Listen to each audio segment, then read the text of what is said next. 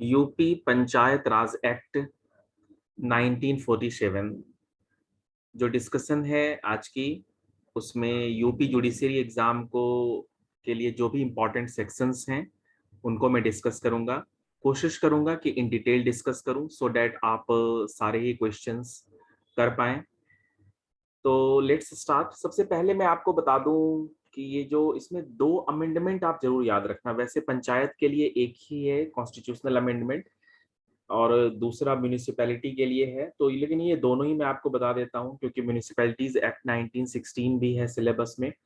तो 73rd constitution amendment and 74th constitution amendment, ये दोनों ही हमने याद रखने हैं। 73rd इज जिसमें पार्ट 9 ऐड किया गया था और 11th शेड्यूल ऐड किया गया था कॉन्स्टिट्यूशन में। 73rd amendment, part 9, 11th schedule, ये तीनों ही याद रखने हैं आपने। आर्टिकल 243 टू 243 ओ, ये कॉन्स्टिट्यूशन 73rd अमेंडमेंट है जिससे पंचायती राज सिस्टम को इंट्रोड्यूस किया गया, इंस्टीट्यूट किया गया और इसको कॉन्स्टिट्यूशनल रिकॉग्निशन दी गई। तो कॉन्स्टिट्यूशनल रिकॉग्निशन किससे दी गई? 73rd अमेंडमेंट से दी गई। पार्ट 9 ऐड करके दिया गया और 11th शेड्यूल ऐड किया गया, right? Part 9 11th schedule by this amendment it is which is 73rd amendment. ठीक है। तो और इसी तरह से आप याद रखना म्यूनिसिपैलिटी के लिए 74th कॉन्स्टिट्यूशनल अमेंडमेंट हुई थी। पंचायत में आपका पार्ट 9 ऐड किया गया था, म्यूनिसिपैलिटी में पार्ट 9A ऐड किया गया था और 12th शेड्यूल था जो म्यूनिसिपैलिटी के लिए था और पार्ट 9A और आर्टिकल 243P से 243ZZ तक था। तो ये आपने ये दो कॉन्स्टिट्यूशनल अमेंडमेंट जरूर याद रखने हैं। ठीक है। अब मैं सेक्शन वाइज डिस्कस करते हैं इसको। तो सबसे पहला सेक्शन जो इम्पोर्टेंट सेक्शन है वो है सेक्शन 2। मैं साथ साथ बेयर एक्ट को आपके सामने है स्क्रीन के ऊपर, तो आपके पास अगर बेयर एक्ट नहीं भी है तो भी आप आसानी से देख सकते हैं। एक बात और बता दूं मैं आपको, जो भी स्टूडेंट्स हैं वो यंग, जो न्याय पंचायत के बारे में भी आपको बेयर एक्ट में मिलेगा, बट न्याय पंचायत एक्ट का जो चैप्टर है वो आपने नहीं पढ़ना है। वो इसलिए नहीं पढ़ना है क्योंकि उसको उसको अब ओमिट कर दिया गया है। तो नेचुरली जब उसको ओमिट कर दिया गया है तो उससे क्वेश्चंस नहीं आएंगे। तो आपने ये याद रखना है कि जब आप यूपी पंचायत राज एक्ट पढ़ रहे हैं तो चैप्टर 6 को आपने नहीं पढ़ना है। सेक्शन 42 से लेकर 94A तक आपने नहीं पढ़ना है। ये 2017 के इससे एक्ट से ये ओमिट कर दिया गया है। तो एक बड़ा पोर्शन आपका ये यूपी पंचायत राज एक्ट से अब निकल गया है। न्याय पंचायत का पूरा चैप्टर 6 निकल गया है। तो इसलिए अब ये थोड़ा आसान हो गया है, छोटा भी हो गया है सिलेबस काफी। तो इसको आपने ध्यान रखना है कि वो आपने नहीं पढ़ना है। Now come to section 2G। 2G और 2H, ये दो सेक्शन आपने जरूर याद रखने हैं। 2G इज ग्राम सभा। ग्राम सभा कहने का मतलब है, इससे जो क्वेश्चंस आता है एग्जाम में वो ये आता है कि ग्राम सभा में होता क्या है। ग्राम सभा क्या consist of persons registered in the electoral rolls relating to a village comprised within the area of a gram panchayat। तो आपने ये लाइन जरूर याद रखनी है, persons registered in the electoral rolls। जो ये होता है ना वो जिसमें जिसमें वोटर लिस्ट जैसे होती है, जैसे नाम होते हैं उनमें कि किसका कौन सी कॉन्स्टिट्यूएंसी में कौन से, जैसे आप एमपी एमएलए इलेक्शंस में भी जाते हैं तो वहां भी आपने देखा होगा वोटर लिस्ट होती है, तो उनमें नाम होते हैं इलेक्टोरल रोल्स में। तो वो जिनके नाम रजिस्टर्ड हैं वहां पर उस विलेज में, जिस विलेज की बात की जा रही है, जिस विलेज के ग्राम पंचायत की बात की जा रही है, वहां उसी बॉडी को ग्राम सभा कहते हैं। ये स्टेब्लिश्ड अंडर सेक्शन 3। तो सेक्शन 3 में इसके बारे में और डिटेल में बताया गया है। तो सेक्शन 2G और 2H ये दोनों ही आपने याद रखने हैं। 2G से ही जी फॉर ग्राम सभा भी होता है, ऐसे भी आप याद रख सकते हैं इसको क्योंकि ये क्वेश्चन एग्जाम के लिए इंपॉर्टेंट है। तो 2G एंड 2H आपने याद रखना है। 2H इज ग्राम पंचायत जो कि कॉन्स्टिट्यूट अंडर सेक्शन 12, जिसके बारे में आप सेक्शन 12 में आप डिस्कस करेंगे। तो ये था आपका 2G एंड 2H। अब आ जाओ इसके बाद जो नेक्स्ट सेक्शन में डिस्कस कर रहा हूं, इसमें पब्लिक सर्वेंट है 2N में, जो public servant defined under section 21 of Indian Penal Code है, राइट। उसके बाद आपका 2Q में है prescribed authority.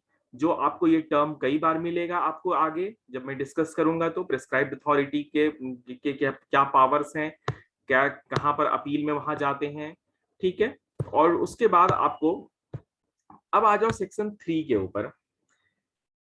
Section 3 is the same, ग्राम सभा। तो ग्राम सभा स्टेट गवर्नमेंट नोटिफाई करेगी ऑफिशियल गैजेट में कि एक ग्राम सभा को स्टेब्लिश करने के लिए। यहां पर एक चीज मैं आपको बता दूं कि कोई जरूरी नहीं है कि ग्राम सभा में एक ही गांव हो, एक से अधिक गांव भी हो सकते हैं। तो जो सबसे बड़ा गांव होगा, मान लो कि ए, बी और सी ये 3 विलेज हैं, इन तीनों विलेजेस को मिलाकर एक ग्राम सभा बनाई जा रही है। मान लो सबसे अधिक पॉपुलेशन वाला जो विलेज है वो विलेज बी है, तो उस ग्राम सभा का भी नाम जो है उसी विलेज के ऊपर हो जाएगा जिस विलेज की लार्जेस्ट पॉपुलेशन होती है। जिस विलेज की लार्जेस्ट पॉपुलेशन होगी उसी के नाम पर ग्राम सभा का नाम होगा। और ग्राम सभा स्टेट गवर्नमेंट स्टैब्लिश करेगी by notification in official gazette. ये याद रखना है आपने कि by notification in official gazette. अब आ जाओ नेक्स्ट सेक्शन जो आपका इंपॉर्टेंट है, वो है section 5A, that is disqualification of members of gram panchayat and electoral rolls. कैसे डिस्क्वालिफिकेशन देखी जाएगी उसकी। डिस्क्वालिफिकेशन समझ रहे हो, ऐसे ग्राम पंचायत जब होती है तो ग्राम पंचायत में प्रधान होते हैं, ग्राम पंचायत के मेंबर्स होते हैं, ये सारे ही होते हैं उसमें। तो इसमें जो फर्स्ट है, फर्स्ट 5A का 1 जो है, इसका प्रोविजो जरूर याद रखना, क्योंकि इसका ये प्रोविजो कहता है कि इसमें ग्राम पंचायत के लिए जो डिस्क्वालिफिकेशन है उसमें जो भी लॉ है उसके अकॉर्डिंग उसकी डिस्क्वालिफिकेशन डिसाइड होगी। आगे इसमें और भी पॉइंट्स मैं बताऊंगा आपको, लेकिन जो प्रोविजो याद रखने की बात इसलिए है यहाँ पर कि ये कहता है कि no person shall be disqualified on the ground that he is less than 25 years age if he has attend the age of 21 years, right. मतलब जहां पर एज के बारे में बात की जा रही है, अगर 21 साल की एज हो गई है और वो 25 साल से कम का है, तो सिर्फ इस ग्राउंड पर उसकी डिस्क्वालिफिकेशन नहीं होगी कि वो 25 साल से कम का है, अगर उसने 21 साल की एज को अटेन कर लिया है। तो 5A का प्रोविजो आपने जरूर याद रखना है, एग्जाम के लिए इंपॉर्टेंट है, ठीक है। अब यहां पर देखो और भी कंडीशंस हैं कब इसकी डिस्क्वालिफिकेशन हो जाएगी।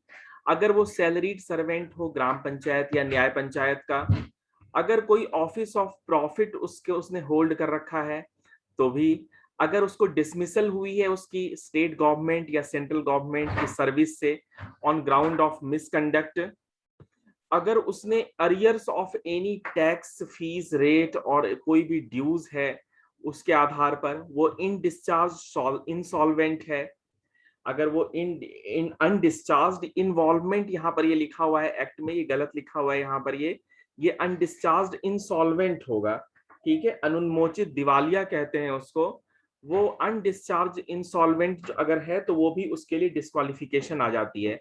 अगर वो कन्विक्टेड है किसी ऑफेंस में जो मॉरल टर्पिट्यूड का हो, या उसको सेंटेंस्ड है इम्प्रिजनमेंट की फॉर एक्सीडिंग 3 मंथ्स, 3 महीने की उसको इम्प्रिजनमेंट हुई एसेंशियल कमोडिटीज एक्ट में, तो ये सारे जो है ये इसके डिस्क्वालिफिकेशन के ग्राउंड्स हैं। अगर एग्जाम में आता है क्वेश्चन तो आपने ये सारे ग्राउंड्स लिखने हैं और इसको एक्सप्लेन करना है। अगर प्री में आप जा रहे हैं तो ये ग्राउंड्स आपको ऑप्शंस में होंगे, तो कुछ जो इंपॉर्टेंट है वो आपने याद जरूर रखना है, जैसे मॉरल टर्पिट्यूड का है, मिसकंडक्ट का है, वैसे भी आप समझ सकते हैं अगर वो सैलरीड सर्वेंट है, अगर वो अनडिस्चार्ज्ड इंसॉल्वेंट है, कोई कन्विक्शन हो गई है उसकी किसी ऑफेंस में, कोई सेंटेंस उसको पास किया गया है जहां पर वो 3 साल या 3 साल, उसके आगे के दूसरे एक्ट्स में 6 मंथ्स की है, तो ये आपने एक बार इसको देख लेना है। और बाकी आप इसको कर लेंगे, आंसर इसमें ज्यादा मुश्किल नहीं होगी। अगर कोई इलेक्शन ऑफेंस में भी उसकी कन्विक्शन हुई है तो वो भी हो जाएगी उसमें। तो ये सारे हो गए आपके सेक्शन 5A में जो उसकी डिस्क्वालिफिकेशन के बारे में बात कर रहे हैं, ठीक है। अब इसके बाद जो सेक्शन आपका इंपॉर्टेंट हो जाता है वो सेक्शन है आपका सेक्शन 6 में। आपका 6 इतना इंपॉर्टेंट नहीं है। 6 में कह रहा है कि member of gram panchayat shall cease to be such members if the entry relating to that member is deleted from the electoral roll। आपने वैसे अभी भी हमने पढ़ा था पहले भी 2G में जब हमने डिस्कस किया था कि वही लोग होते हैं जिनका नाम होता है उसमें इलेक्टोरल रोल्स में, तो वो यहाँ पर उसमें 6A में, सॉरी 6 में यहाँ पर होते हैं, बट 6A इंपॉर्टेंट है। अब 6A में आपने अभी प्रेस्क्राइब्ड अथॉरिटी डेफिनेशन में देखा था ना, देखा था पहली बार आपको ये 6A यहाँ पर आपको आ गया, ये इंपॉर्टेंट है एग्जाम के लिए। 6A कहता है कि अगर डिस्क्वालिफिकेशन है, तो ग्राउंड्स आपने डिस्क्वालिफिकेशन के देखे, अब अगर उनमें से किसी भी ग्राउंड्स के ऊपर डिस्क्वालिफिकेशन होती है तो नेचुरली उसमें डिस्प्यूट भी हो सकता है, उसको चैलेंज भी कर सकते हैं कि नहीं डिस्क्वालिफिकेशन गलत हुई है। तो उस चैलेंज के लिए आप कहां जाएंगे, उसके लिए वहां पर प्रेस्क्राइब्ड अथॉरिटी की बात, अब उसको जब चैलेंज करना होगा आपको, तो decision as to on question as to disqualification, if any question arises as to whether a person has been subject to any disqualification mentioned in section 5A or in subsection 1 of subsection 6, question shall be referred to the prescribed authority, देखो यहाँ लिखा हुआ है ना, question shall be referred to the prescribed authority for his decision and his decision shall subject to the result of any appeal as may be prescribed be final। तो आप इस question को लेकर कहां जाएंगे, 6A के क्वेश्चन को लेकर आप जाएंगे प्रिस्क्राइब्ड अथॉरिटी के पास डिस्क्वालिफिकेशन के क्वेश्चन के ऊपर, और जो डिसीजन है वो फाइनल होगा। शैल वर्ड यूज किया गया है, यहां देखो that his decision shall subject to result of any appeal as may be prescribed be final.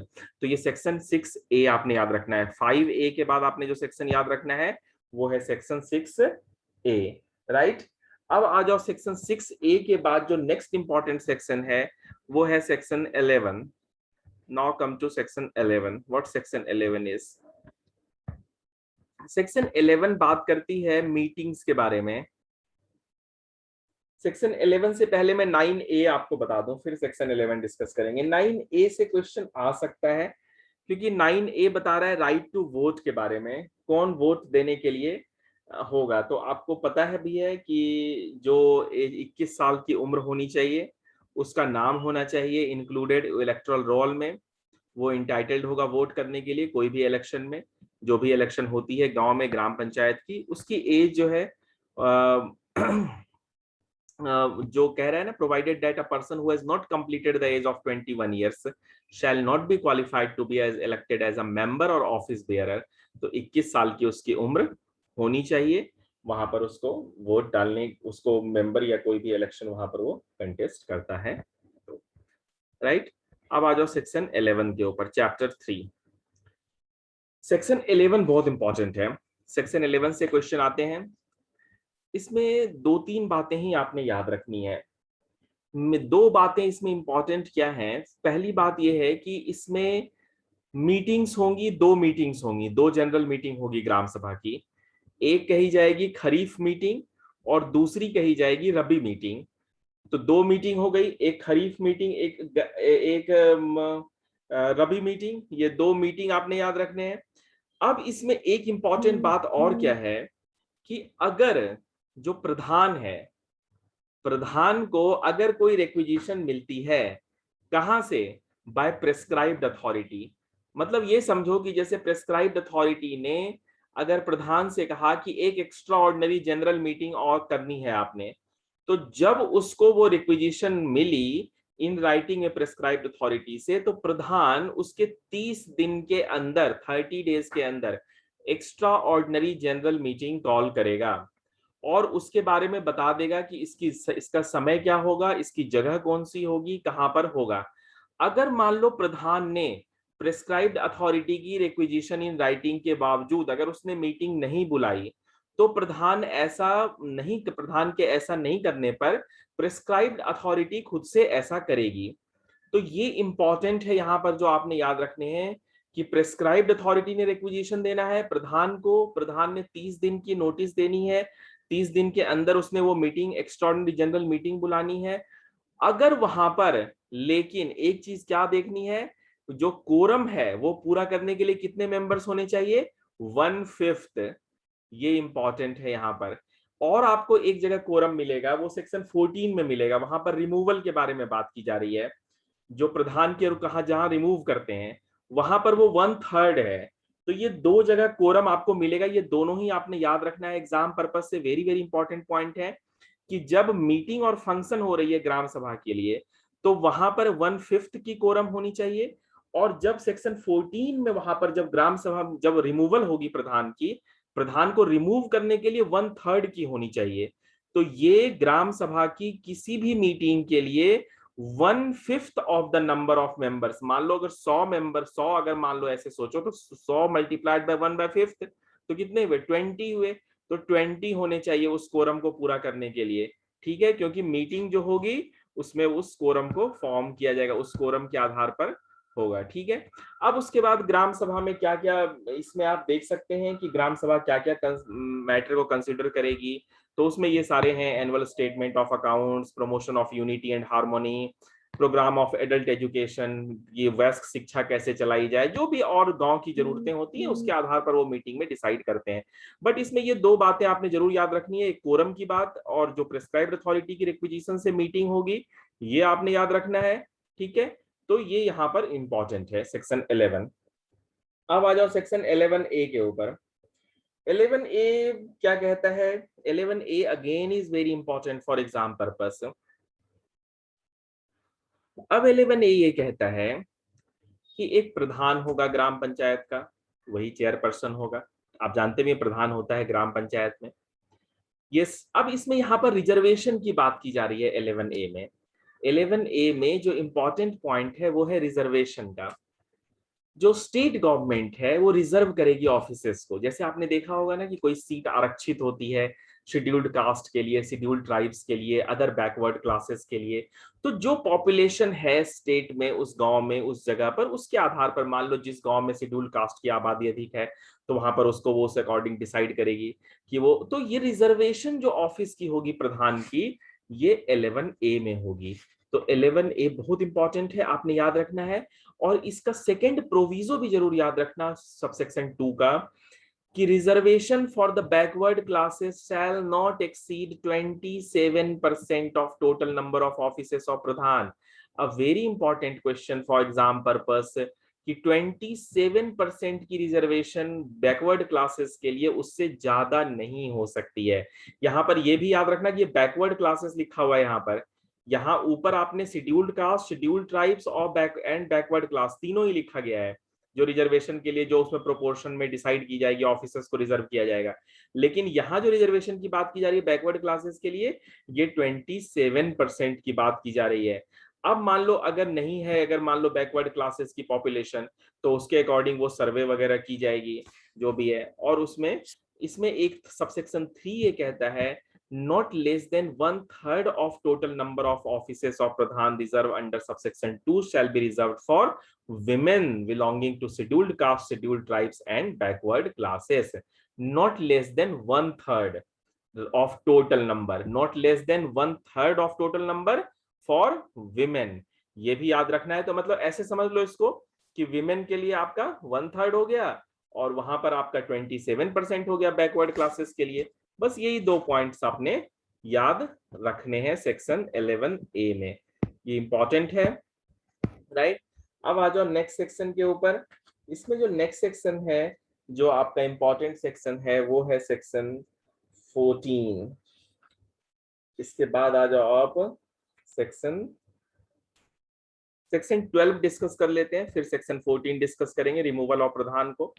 Section 12 देख लो पहले, ये भी इसको एक बार पढ़ लेना, ये prohibition of holding certain offices simultaneously. वैसे चूंकि अब न्याय पंचायत अब ओमिट हो गया है तो 11D का इतना सिग्निफिकेंस है नहीं, क्वेश्चन इससे आना नहीं चाहिए, लेकिन फिर भी इसमें लिखा हुआ है कि कौन कौन से दो ऑफिसेस को होल्ड नहीं कर सकते हैं। तो ये 11D और 11E को देख लेना कि कौन कौन से दो ऑफिसेस को होल्ड एक साथ नहीं कर सकते हैं, इससे कई बार क्वेश्चन आ जाते हैं। तो ये 3-4 पॉइंट्स हैं, बट डी से क्वेश्चन इसलिए नहीं आना चाहिए क्योंकि उसमें सारे ही पॉइंट्स में न्याय पंचायत है, तो अब नेचुरली अब न्याय पंचायत अब ओमिट हो गया है, वो पूरा चैप्टर ही ओमिट हो गया है, तो इस वजह से। अब आ जाओ सेक्शन 12 के ऊपर। Section 12 is gram panchayat. अभी हमने ग्राम सभा के बारे में पढ़ा था ऊपर, अब यहाँ पर ये ग्राम पंचायत के बारे में है। There shall be constituted for every area a gram panchayat bearing the name of the panchayat area. ये बॉडी कॉर्पोरेट है, ये एग्जाम में आ सकता है आपको ये क्वेश्चन कि ये क्या है, ये every panchayat shall be a body corporate. Gram panchayat में कौन होते हैं, प्रधान होते हैं उनके। अब इसमें ये मेंबर्स जो हैं ये याद रखना आपके लिए जरूरी है, ये बहुत इंपॉर्टेंट है। ये 9, 11, 13 और 15 9 मेंबर्स अगर 1000 है, अगर more than 2000 but not more than, यहाँ पर ये गलत लिखा है, ये नॉट मोर देन 1000 होगा, तो 1000 से 2000 होना चाहिए यहाँ पर। ये यहाँ पर मिसप्रिंट है बेयर एक्ट में, यहाँ पर सामने आपके पास जो बेयर एक्ट होगा आप उसमें देख लेना। तो ये अप टू 1000 9 मेंबर्स हो गए। 1000 से 2000 तक जब होगा तो वो 11 मेंबर्स होंगे। 2000 से 3000 तक होगा तो 13 मेंबर्स होंगे, और मोर देन 3000 होगा तो 15 मेंबर्स होंगे। तो ये मैक्सिमम 15 मेंबर्स हैं और मिनिमम 9 मेंबर्स हैं। तो 9, 11, 13, 15 ये भी आप याद रख सकते हैं कि 2-2 के डिफरेंस से है। 9, 2, 11, 2, 13, 2, 15, तो इस तरह से भी आप याद रख सकते हैं। बट ये आपने सेक्शन 12 में आपने जो याद रखना है वो बस यही याद रखना है कि नंबर ऑफ मेंबर्स इसमें कौन कौन से हैं, कितने मेंबर्स हैं।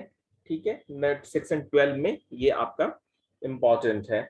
ये यहाँ पर ये मिस्टेक है, यहाँ पर ये सेकेंड पॉइंट में मोर देन 1000 होगा बट नॉट मोर देन 2000। ठीक है, अब इसमें नीचे आते हैं। इसमें इसमें एक पॉइंट और जो इंपॉर्टेंट है वो है सेक्शन 12 का सबसेक्शन 3A। ये कहता है gram panchayat shall unless sooner dissolved under clause F of subsection 1 of section 95। 95 में जब हम डिस्कस करेंगे तो वहां पर हम देखेंगे डिटेल में। ये कह रहा है कंटिन्यू फॉर 5 इयर्स, ये 5 साल तक रहेगी ये ग्राम पंचायत। और इतना ही नहीं, सिर्फ आपने 5 इयर्स नहीं याद रखना है, इसके बाद वाली ये लाइन भी याद रखनी है। ये from the date appointed for its first meeting, तो आपने ये क्या याद रखना है, 5 years from the date appointed for its first meeting. ये कब से होगी ये क्वेश्चन कई बार एग्जाम में आ जाता है।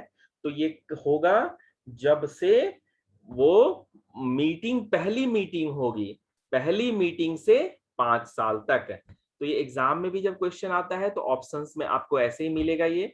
तो ये आपने यहाँ पर ये याद रखना है कि 5 days from the first meeting, 5 years, sorry 5 days नहीं, 5 years from the date appointed for its first meeting. तो ये आपको नेक्स्ट इंपॉर्टेंट पॉइंट था जो सेक्शन 3 सबसेक्शन 3A में आपने याद रखना था। अब इसमें ये कह रहा है कि अगर इसकी डिसोल्यूशन होती है, मान लो बीच में इसको डिसॉल्व किया जाता है, तो डिसॉल्व कराने के इसके 6 मंथ्स के अंदर, before the expiration of a period of 6 months, इसके 6 महीने के अंदर इसमें फिर से यहाँ पर इलेक्शन कराई जाएगी। ठीक है, तो ये यहाँ पर आपने क्या क्या इंपॉर्टेंट हुए अब तक L12 में, सेक्शन 12 में। अगर मेंबर्स, नंबर ऑफ मेंबर्स 9, 11, 13 और 15, ग्राम पंचायत का टर्म हुआ 5 साल का, और अगर डिसोल्यूशन होती है तो इलेक्शन हो जाएगा आपका विद इन 6 मंथ्स। ठीक है, तो ये यहां तक इसमें इंपॉर्टेंट आपका है सेक्शन 12 में, जो आपने याद रखना है एग्जाम पॉइंट ऑफ व्यू से। ठीक है, अब इसमें नेक्स्ट आ जाते हैं सेक्शन, बाकी आप पढ़ सकते हैं, आपके पास बेयर एक्ट है, आपके पास समय है, आप काफी पढ़ सकते हैं, आपको एक बेसिक आइडिया हो जाएगा, तो आपके लिए आसानी होगी, आपको समझना आसान हो जाएगा इसको। अब आ जाओ 12A में। 12A मैनर ऑफ इलेक्शन के बारे में बात करता है। तो जैसे सीक्रेट बैलेट से होती है इलेक्शन, वैसे ही इलेक्शन यहाँ पर भी होगी। लेकिन हाँ, इसमें जो नेक्स्ट सेक्शन है इंपॉर्टेंट वो है 12J। 12J जिससे मैं उन सेक्शंस को ही डिस्कस कर रहा हूँ जिनसे एग्जाम में क्वेश्चंस आते हैं। आपके पास समय है, आप पूरा एक्ट पढ़ सकते हैं, बट मैं इस एक क्विक रिवीजन लेक्चर में, इस ब्रीफ लेक्चर में मैं कोशिश कर रहा हूँ कि वो सारे सेक्शंस जो इम्पोर्टेंट हैं, जिनसे एग्जाम में क्वेश्चंस आते हैं, वो सेक्शन में आपसे डिस्कस कर लूं। अगर कोई सेक्शन बीच में छूटता भी है तो मैं उसको दोबारा से, अगर मुझे ध्यान आएगा तो मैं कर दूंगा उसको डिस्कशन। तो नेक्स्ट सेक्शन जो इम्पोर्टेंट है आपका वो है 12J।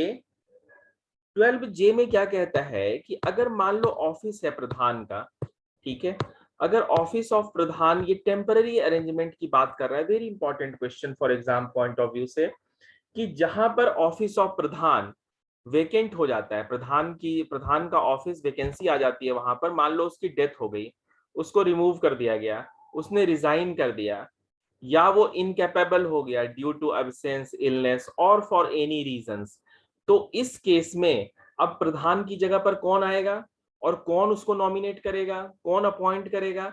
तो आपने ये लाइन याद रखनी है, prescribed authority shell nominate a member of the gram panchayat to discharge the duty and exercise the powers of pradhan until such vacancy in the office of pradhan is filled in। मतलब prescribed authority ने nominate करना है, जो ग्राम पंचायत का member है उसको कहेगा कि अब तुम इसमें से, मान लो XYZ है, कोई X को कहेगा कि हाँ जी तुम अब प्रधान हुए, अब तुमने ही डिस्चार्ज करना है इस ड्यूटी को। लेकिन यहाँ पर जो सेक्शन आपने याद रखना है वो है आपका क्या, इस सेक्शन में 12J में प्रेस्क्राइब्ड अथॉरिटी नॉमिनेट करेगी। एग्जाम में आपने कंफ्यूजन नहीं होनी चाहिए कि स्टेट गवर्नमेंट करेगी, आपको ऐसा लग सकता है कि अगर मान लो उसकी डेथ हो गई, रिमूवल हो गई, तो वहां पर उसमें नहीं, यहाँ पर ये प्रेस्क्राइब्ड अथॉरिटी ने इसको नॉमिनेट करना है, ये यहाँ पर इंपॉर्टेंट है, राइट। इसमें 12B और 12C को भी देख लेना। 12B में आपका क्या था कि मीटिंग्स ऑफ ग्राम पंचायत के बारे में था, कि जब वो कॉन्स्टिट्यूट हो गया, छोटी छोटी बातें हैं इसमें, 12 की 30 दिन के अंदर उसकी मीटिंग होगी, 12B में इस बारे में बात की गई है। और 12C भी देख लेना कि अगर मान लो कि 12C में आपका है कि अगर कोई इलेक्शन को क्वेश्चन करता है, 12C को मैं यहाँ पर एक सेकेंड जस्ट होल्ड ऑन, मैं 12C निकाल लेता हूँ।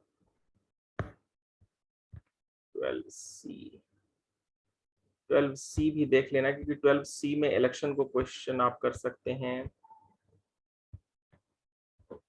12C A B and actually इसमें सब सेक्शंस क्लॉजेस काफी हैं, तो बड़ा मुश्किल होता है क्या पढ़ें क्या ना पढ़ें।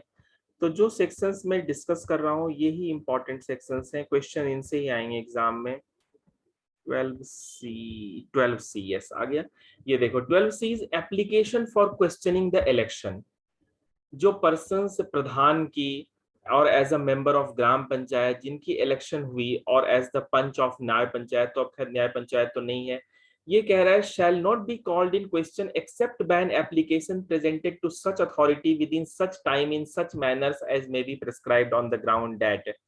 अगर मान लो कहता है कि election free and fair election नहीं था, करप्ट प्रैक्टिसेस हुई थी, घूस दिया गया था, अनड्यू इन्फ्लुएंस था, वोटरों को धमकाया गया था, रिजल्ट मेटेरियली अफेक्टेड हुआ था, इम्प्रॉपर एक्सेप्टेंस और रिजेक्शन हुई थी नॉमिनेशन की, ग्रॉस फेल्योर था जो प्रोविजंस ऑफ एक्ट है उनकी कंप्लायंस में, तो ये जो भी ग्राउंड्स हैं, corrupt practices, bribery, undue influence, gift, गांव में होता है ना, दारू पिला दी, शराब पिला दिया, घूस दे दिया, कुछ पैसे दे दिए, कुछ भी अगर इस तरह का होता है, अगर ऐसे कोई भी आरोप लगते हैं, तो ये सारा ये 12C में बताया गया है कि अनड्यू इन्फ्लुएंस में क्या क्या आता है, गिफ्ट में उसमें क्या क्या आता है, कोर्सन में क्या क्या आता है। तो इन सब ग्राउंड्स पर अगर वहां पर इलेक्शन को सेट असाइड कराना है, तो उसके लिए वहां पर जो भी अग्रीव्ड है वो कहाँ जाएगा, वो प्रिस्क्राइब्ड अथॉरिटी के पास जाएगा।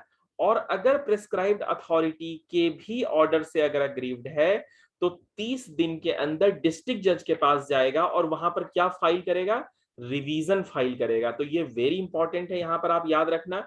ये तो आपने समझ लिया कि क्वेश्चन है इलेक्शन का, तो वहां पर प्रिस्क्राइब्ड अथॉरिटी के पास गए। और ये इसका सबसेक्शन 6 जरूर देखना 12C का, कि प्रिस्क्राइब्ड अथॉरिटी के भी ऑर्डर से अगर आप अग्रीव्ड हैं, तो 30 दिन के अंदर आप डिस्ट्रिक्ट जज के पास जाएंगे। अपील नहीं है यहाँ पर, ये यहाँ पर रिवीजन है। तो रिवीजन ऑर्डर के लिए आप कहाँ जा सकते हैं, डिस्ट्रिक्ट जज के पास जा सकते हैं। तो 12C में क्वेश्चन कर सकते हैं इलेक्शन को, जो प्रधान या उसके इलेक्शंस हैं, undue influence, bribery, misconduct, improper rejection nomination, ये सारे जो ग्राउंड्स हमने देखे, उन सारे ग्राउंड्स के ऊपर। और जो प्रिस्क्राइब्ड अथॉरिटी के ऑर्डर से अगर अग्रीव्ड हैं तो रिवीजन फाइल कर सकते हैं डिस्ट्रिक्ट जज के पास कि प्रिस्क्राइब्ड अथॉरिटी ने अपना जुडिक्शन अच्छे से एक्सरसाइज नहीं किया है और जिस उसने वो फेल हो गया है अपना जुडिक्शन एक्सरसाइज करने से, ये जो 3 ग्राउंड्स हैं ABC में, और has acted in the exercise of its जुडिक्शन illegally और विद मटेरियल इरेगुलरिटी, तो वहां पर आप उसको डिस्ट्रिक्ट जज की कोर्ट में जा सकते हैं रिवाइज करने के लिए। डिस्ट्रिक्ट जज या तो उसको खुद से देखेगा या किसी एडिशनल डिस्ट्रिक्ट जज, ADJ, सिविल जज या एडिशनल सिविल जज को वो कहेगा कि आप इस मैटर को देख लो। तो ये था आपका सेक्शन 12C। 12C भी इंपॉर्टेंट है, राइट। और ये जो भी डिसीजंस हैं ये every decision shall be final, ये सारे डिसीजंस क्या होंगे आपके, फाइनल होंगे। अब आ जाओ नेक्स्ट सेक्शन के ऊपर जो है section 14। 14 again is very very important section. 14 क्यों है, क्योंकि ये प्रधान के रिमूवल के बारे में बात करता है। एक तो आपने देखा था अभी अभी हमने डिस्कस किया था 11 में, मैंने कोरम के बारे में बताया था आपको कि 1/5 मेंबर की होगी सेक्शन 11 में। अब सेक्शन 14 में जो कोरम है इसमें इसको 3 स्टेप में समझो। रिमूवल ऑफ प्रधान है, मतलब प्रधान को रिमूव करना है। कौन रिमूव करेगा, तो ग्राम सभा एक मीटिंग बुलाएगी इसके लिए। ग्राम सभा क्या करेगी, मीटिंग बुलाएगी, 15 दिन की प्रीवियस नोटिस देगी। जैसे मान लो आज अगर 1 की डेट है तो वो 15 दिन की नोटिस दे दिया कि 15 दिन के बाद एक मीटिंग होनी है। उस मीटिंग में प्रधान को रिमूव करने के लिए अब उसमें वोटिंग होगी। तो वोटिंग में आपने जो याद रखना है वो है by a majority of 2/3 of the members of gram sabha present and voting. Majority of 2/3 of the members of the gram sabha present and voting. Very very important point कि 2/3 सदस्य प्रेजेंट एंड वोटिंग, जो मेजॉरिटी है 2/3 बहुमत से ही आपको, अगर उससे वो बहुमत नहीं होता है तो प्रधान को रिमूव नहीं किया सकता है। तो ग्राम सभा ने मीटिंग बुलानी है, 15 दिन की नोटिस देनी है और उसके बाद 2/3 of the members of gram sabha present and voting. ये हो गया आपका फर्स्ट पॉइंट। सेकेंड पॉइंट अब इसमें क्या हो गया, कोरम की बात आएगी। कितने मेंबर्स होने चाहिए, तो 1/3 होने चाहिए। 1/3 of the members of gram सभा शैल फॉर्म अ कोरम, राइट। तो ये सेकेंड पॉइंट हो गया इसमें याद रखने वाला। ये पूरा सेक्शन आपने याद रखना है। इसका थर्ड पॉइंट है जो भी मीटिंग कन्वेन होगी वो उसके इलेक्शन के 2 साल के अंदर नहीं होगी। 2 साल के अंदर नहीं होगी। Meeting for the removal of Pradhan shell not B convened with in 2 years of his election. 2 साल से पहले नहीं होगी। और इसमें नेक्स्ट पॉइंट जो आपने याद रखना है कि अगर मान लो 1/3 का जो कोरम है वो पूरा नहीं होता है, रिक्विजिट मेजॉरिटी नहीं मिलती है, तो उस केस में उसके बाद कोई भी सब्सिक्वेंट मीटिंग उसी प्रधान को रिमूव करने के लिए 1 साल के अंदर नहीं करेंगे। तो ये इसमें आपने इंपॉर्टेंट है। मैं फिर से समअप कर देता हूं 14 को कि प्रधान को रिमूव करने है, ग्राम सभा मीटिंग बुलाएगी, 15 दिन का नोटिस देगी, majority of 2/3 members present and voting, वहां पर उसको वोट करेंगे तो ही रिमूवल हो सकती है। 1/3 ऑफ द मेंबर्स से कोरम फॉर्म होगा, मीटिंग 2 साल तक नहीं होगी जब उसका इलेक्शन हुआ है उससे। और अगर कोई वांट ऑफ कोरम है, कोरम पूरा नहीं होता है, तो उसके बाद कोई भी सब्सिक्वेंट मोशन नहीं लाया जाएगा 1 साल तक, ऑफ द जब प्रीवियस मीटिंग के 1 साल तक उससे नहीं लाया जाएगा। तो ये था आपका सेक्शन 14, अ वेरी वेरी इंपॉर्टेंट सेक्शन। बिल्कुल याद कर लेना इस सेक्शन को, ये बहुत इंपॉर्टेंट है। अब आ जाओ 14A के ऊपर। 14A में आपने कुछ भी ज्यादा याद नहीं रखना है, बस ये है कि पनिशमेंट के बारे में बात की जा रही है। मान लो प्रधान को जब हटा दिया गया तो नेचुरली वो अपना रिकॉर्ड्स जो भी ग्राम सभा का जो भी उसके पास है सब कुछ उसको वो हैंड ओवर करेगा। अगर वो नहीं करता है तो उसमें उसको 3 साल की इम्प्रिजनमेंट है। यहाँ पर shall be punishable with may be extend to 3 years और विद फाइन और विद बोथ। इतना इंपॉर्टेंट नहीं है, आप चाहे तो याद रख सकते हैं, अगर नहीं रहता है कोई बात नहीं है। Now come to section 15। 15 अब आ गया फंक्शंस ऑफ ग्राम पंचायत। इसमें देखो, इसमें ये जरूर याद रखना कि ये इसका चैप्टर 4 में है और ये सेक्शन 15 है। ये दोनों इंपॉर्टेंट हैं, क्वेश्चन एग्जाम में आए हैं, इसलिए ये इसमें जरूर याद रखना कि चैप्टर 4 में आपका फंक्शन ऑफ ग्राम पंचायत है और सेक्शन 15 में है। बाकी बातें आप इसको बेयर एक्ट को रीड कर लेंगे, आपको पता लग जाएगा। वैसे भी पता होगा आपको कि ग्राम पंचायत क्या करती है, जो भी खेती से जुड़े हुए, हॉर्टिकल्चर से जुड़े हुए जो भी प्रमोशन है, डेवलपमेंट है, जो भी लैंड्स को देखना है, जो भी गवर्नमेंट को असिस्ट करना है related to land reform and all, गांव में सिंचाई, water management, development, animal husbandry, dairying, poultry, मछली पालन, फॉरेस्ट्री, स्मॉल इंडस्ट्रीज होती हैं, लघु उद्योग, कुटीर उद्योग होती है गांव में रूरल हाउसिंग होती है, जैसे इंदिरा आवास योजना से लेकर और भी कई तरह के, पानी की व्यवस्था, फ्यूएल एंड फॉडर लैंड होता है, roads, culverts, bridges, ferry, waterways, rural electrifications, non conventional energy, गरीबी उन्मूलन कार्यक्रम, जो एजुकेशन के प्रति अवेयरनेस, लाइब्रेरी, वयस्क शिक्षा, adult literacy, markets, fairs, medical, family welfare, economic development, maternity, child development, जो शेड्यूल्ड कास्ट, शेड्यूल्ड ट्राइब के लोग हैं उनको देखना, पब्लिक डिस्ट्रीब्यूशन सिस्टम, राशन व्यवस्था, ये सारे काम इनके होते हैं। ये सारा इसमें पता है आपको, बस आपने ये जरूर याद रखना है, ये तो आपको समझ आ जाएगी वैसे भी। और जो सेक्शन आपने याद रखना है वो सेक्शन 15 है, वेरी इंपॉर्टेंट सेक्शन, आपने सेक्शन 15 को याद रखना है, ठीक है। अब इसके बाद जो नेक्स्ट सेक्शन हमने पढ़ना है 15 के बाद, ये आपका नेक्स्ट इंपॉर्टेंट सेक्शन है, इसमें सेक्शन 27, सेक्शन 27 के ऊपर आ जाओ। Next important section is section 27। In sub section से क्वेश्चन नहीं आते हैं, 24, 25, 26 ये क्वेश्चन, बट 27 को रट लेना, इसको क्या करना, रट लेना इस सेक्शन को। इस सेक्शन से क्वेश्चंस आते ही आते हैं, ये वेरी वेरी इंपॉर्टेंट सेक्शन है सेक्शन 27। ये किस बारे में बात करता है 27? ये सरचार्ज के बारे में बात करता है।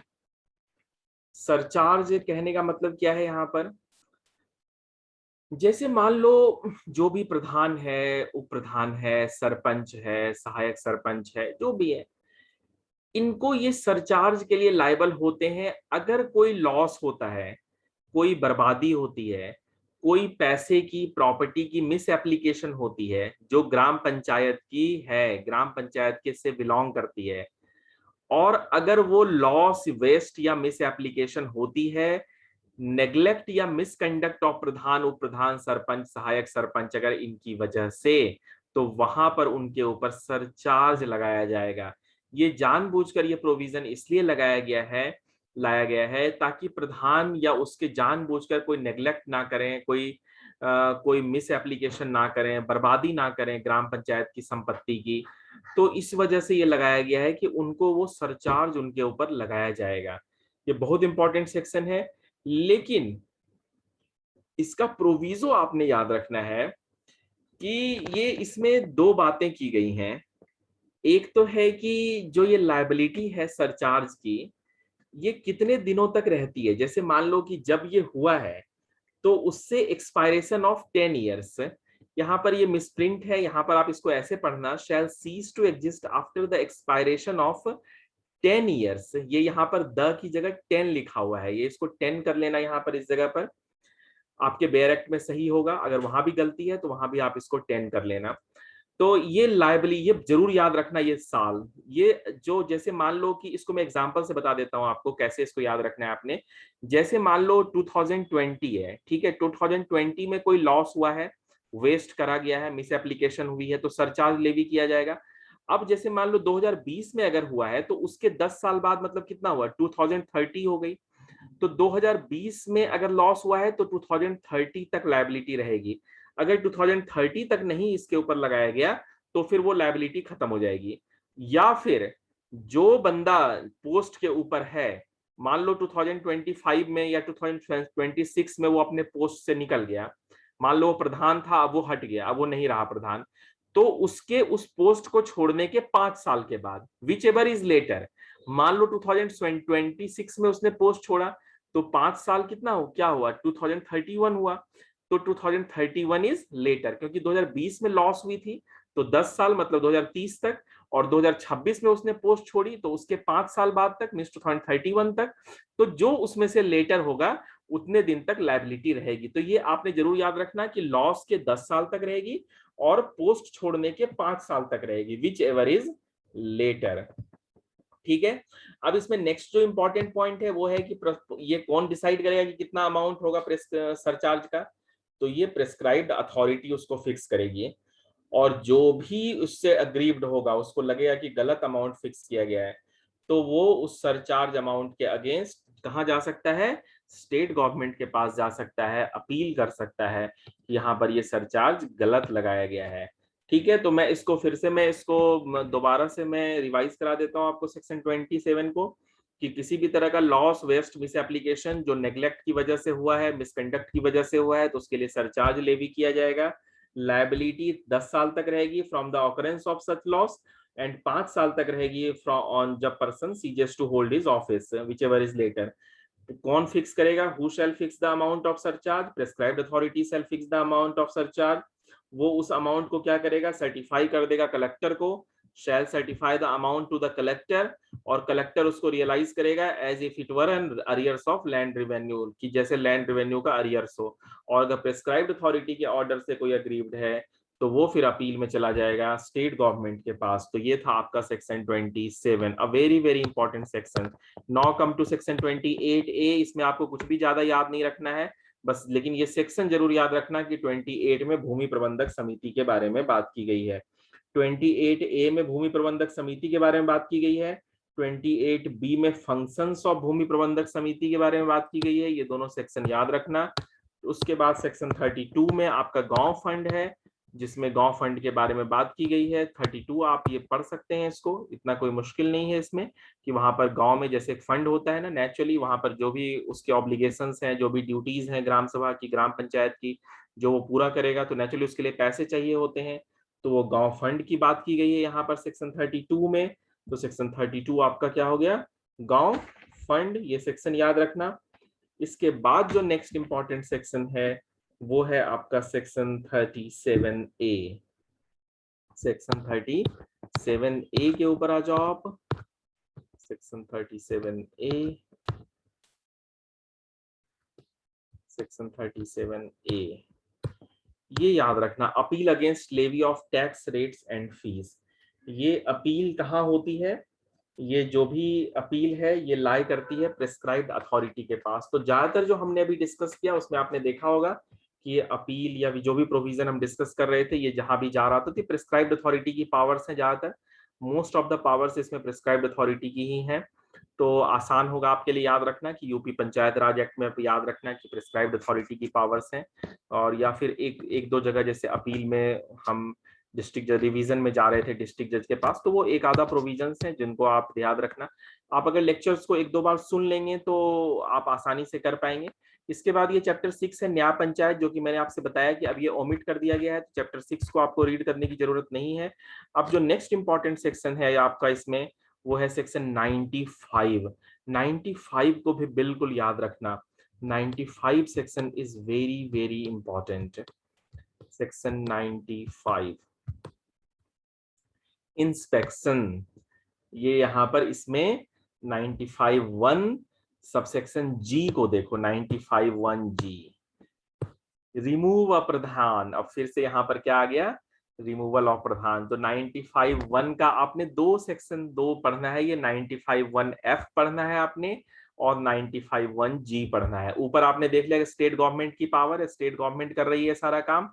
तो 95(1)F में किस चीज की पावर है, डिसॉल्व करने की ग्राम पंचायत को, ज्वाइंट कमेटी, भूमि प्रबंधक समिति, न्याय panchayat, if in the opinion of state government has abused its position or continuously failed to perform the duties। अगर ऐसा कुछ है तो वो डिसॉल्व कर सकती है ग्राम पंचायत को, स्टेट गवर्नमेंट की पावर है।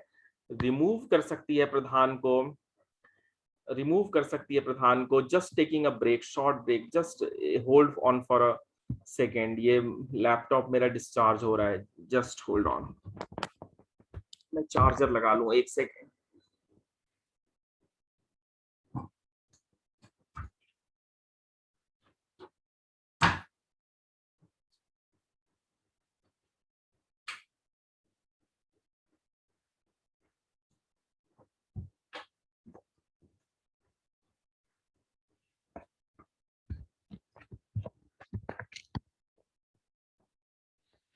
Yes okay.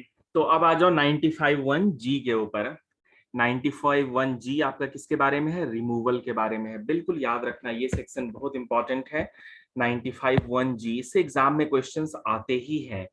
तो स्टेट गवर्नमेंट की पावर है यहाँ पर, ये जो भी रिमूवल की प्रधान, उप प्रधान, ग्राम पंचायत, ज्वाइंट कमेटी, भूमि प्रबंधक समिति, सबकी। अगर मान लो इसमें चार ये कंडीशंस हैं, ये चारों ही आप, पांच हैं इसमें, ये पांचों ही आपने याद रखना है। कब स्टेट गवर्नमेंट उसको रिमूव कर सकती है? प्रधान, उप प्रधान, ये सारे जो भी थे, पंचायत, सरपंच में ये सारे ही इनको। तो ये इसमें जो कंडीशंस है, पहला है इसमें, अगर वो 3 कंजिक्यूटिव मीटिंग्स में नहीं आता है और कोई सफिशिएंट कॉज भी इसके लिए नहीं बताया गया कि क्या कारण था, बीमार थे, कुछ और वजह थी, लेकिन वो वहां पर एब्सेंट है, या फिर अगर वो किसी अक्यूज्ड है किसी ऐसे ऑफेंस का जो जहां पर मॉरल टर्पिट्यूड इन्वॉल्व है, तो वहां पर उसको, या फिर अपने पोजीशन को, अपने पोस्ट को अब्यूज कर रहा है, जो ड्यूटीज हैं उसको प्रॉपरली परफॉर्म नहीं कर रहा है, या फिर रिजर्वेशन का बेनिफिट उसने गलत तरीके से लिया है, वो नहीं है मान लो शेड्यूल्ड कास्ट, और उसने फॉल्स डिक्लेरेशन दे दी कि वो शेड्यूल्ड कास्ट का बंदा है, वो शेड्यूल्ड ट्राइब्स नहीं है लेकिन उसने कहा कि नहीं वो है, उसने कब बैकवर्ड क्लास का नहीं है लेकिन उसने कहा कि नहीं है, और कोई जो डिस्क्वालिफिकेशन जो 5A में दिए गए थे, अगर उन सब ग्राउंड्स पर अगर स्टेट गवर्नमेंट को लगता है तो वहां पर वो उसको रिमूव कर सकती है। ये पावर किसकी है? यहाँ पर स्टेट गवर्नमेंट की है। तो ये वेरी वेरी इंपॉर्टेंट है। Section 95(1)(g), removal of Pradhan bye state government. अब देखो इसमें यहाँ पर 95(2) के ऊपर आ जाओ। 95(2) भी इंपॉर्टेंट है। 95(2) में ये कहता है कि जो भी सब क्लॉज 3 और 4 में of clause ji of subsection 1 में जो भी ग्राउंड्स थे, जो भी हमने डिस्कस किया, तो ये इस ग्राउंड के ऊपर ये 3, 4 of clause ji of subsection 1 shall not be entitled to be re-elected or reappointed to any office, means अब उसको अगले 5 साल तक रीअपॉइंटमेंट उसकी नहीं होगी। तो 95(2) में याद रखना है आपने कि not to be reelected, not to be reappointed for 5 years. अगर उसने अपनी पोजीशन का अब्यूज किया है, उसने फॉल्स डिक्लेरेशन दी है रिजर्वेशन की, वो एक्टिव पॉलिटिक्स में है, तो ये सारे ये 2-3 ग्राउंड्स हैं जिस पर कि उसकी री इलेक्शन नहीं होगी, अगले 5 साल तक उसकी कोई अपॉइंटमेंट नहीं हो सकती है, वो इलेक्शन भी कंटेस्ट नहीं करेगा। और इसमें जो भी ऑर्डर इसमें स्टेट गवर्नमेंट की होगी उसको कोर्ट में नहीं ले जाया जाएगा। देखो यहाँ लिखा है ना, no order made by state government under this section shall be called in question in any court. Word used here is shall. तो यहाँ पर ये मैंडेटरी है, यहाँ पर ये फिर स्टेट गवर्नमेंट का जो डिसीजन है वो फाइनल होगा। अब यहाँ पर ये ग्राम पंचायत, ज्वाइंट कमेटी, भूमि प्रबंधक समिति को जहां भी स्टेट गवर्नमेंट ने डिसॉल्व कर दिया है, तो वहां पर वो किसी और पर्सन को अपॉइंट कर सकती है जो भी उसकी नजर में लगता है कि उस पोजीशन के लिए फिट है। तो ये था आपका सेक्शन 95। ये इंपॉर्टेंट सेक्शन है आपका, आपने याद रखना है इसको। अब आ जाओ नेक्स्ट सेक्शन के ऊपर, डेट इज सेक्शन 102। सेक्शन 102 में आपका है अपील्स टू प्रिस्क्राइब्ड अथॉरिटी। 102 ये अपील्स के बारे में बात करती है 102 में, कि कोई भी पर्सन जो भी अग्रीव्ड है, कोई भी ऑर्डर डायरेक्शन जो ग्राम पंचायत की हुई है इस एक्ट के अंदर, जो भी रूल्स, लॉज, बाय लॉज के अंदर, तो वो कहाँ जा सकता है अपील में? प्रिस्क्राइब्ड अथॉरिटी के पास। Again therefore appeal to the prescribed authority. देखो सारी पावर इसमें प्रिस्क्राइब्ड अथॉरिटी के पास है विद इन 30 डेज। तो ये दो बातें इसमें याद रखना है कि सेक्शन, ये इसमें प्रिस्क्राइब्ड अथॉरिटी की पास जाना है अपील में, 30 दिन के अंदर जाना है, और प्रिस्क्राइब्ड अथॉरिटी का जो डिसीजन है वो फाइनल होगा। Again the same thing. और प्रिस्क्राइब्ड अथॉरिटी एक्सटेंड भी कर सकती है पीरियड को जो अलाउ की गई है for subsection 1 for appeal. 30 days की पीरियड है ना, अगर इसको लगता है कि हाँ कोई सफिशिएंट कॉज है तो वहां पर एक्सटेंड कर सकती है। Now come to section 104। 104 में ये कंपाउंडिंग की पावर है, पावर टू कंपाउंड ऑफेंस। आपको पता है कंपाउंडिंग, जहां पर आपसी जहां पर असहमति से एमिकेबली उसको सेटल कर लेते हैं मामले को। सीआरपीसी में आपने पढ़ा होगा सेक्शन 320 में। तो यहाँ पर भी पावर है कंपाउंडिंग की ऑफेंस को। तो यहाँ पर ग्राम पंचायत की पावर है, ये ग्राम पंचायत वहां पर कर सकती है, उसको जो भी ऑफेंसेस हैं उसको कंपाउंड कर सकती है। अगर ऑफेंडर कस्टडी में है तो उसको डिस्चार्ज कर दिया जाएगा, ये याद रखना है यहाँ पर डिस्चार्ज। जैसे सेक्शन 320 में आपने पढ़ा है ना एक्विटल, कि वो एक्विटल हो जाती है उसकी, तो वैसे यहाँ पर आपने याद रखना है कि ये डिस्चार्ज हो जाता है यहाँ पर। Where an offense has been compounded, the offender, if in custody, shall be discharged. तो इफेक्ट इसका क्या है, डिस्चार्ज का इफेक्ट है। No further proceedings shall be taken against him in respect of the offense so compounded। तो ये था आपका सेक्शन 104। उसके बाद जो आपका लास्ट सेक्शन है वो है सेक्शन 110, जिसमें आपने स्टेट गवर्नमेंट ने रूल्स बनाने हैं। State government shall make rules, that is section 110, power of state government to make rules. वो नोटिफाई करके गैजेट में जो भी रूल्स होंगे वो यहाँ पर वो बनाएगी, स्टेट गवर्नमेंट के पावर्स है। तो ये था आपका यूपी पंचायत राज एक्ट। इसमें मैंने वो सारे इंपॉर्टेंट कुछ सेक्शंस डिस्कस किए जो एग्जाम पॉइंट ऑफ व्यू से इंपॉर्टेंट हैं। आप लेक्चर्स को अगर एक दो बार सुन लेते हैं ध्यान से तो मुझे लगता है कि शायद आप सारे क्वेश्चंस कर पाएंगे। Okay, all the best, this is all for today.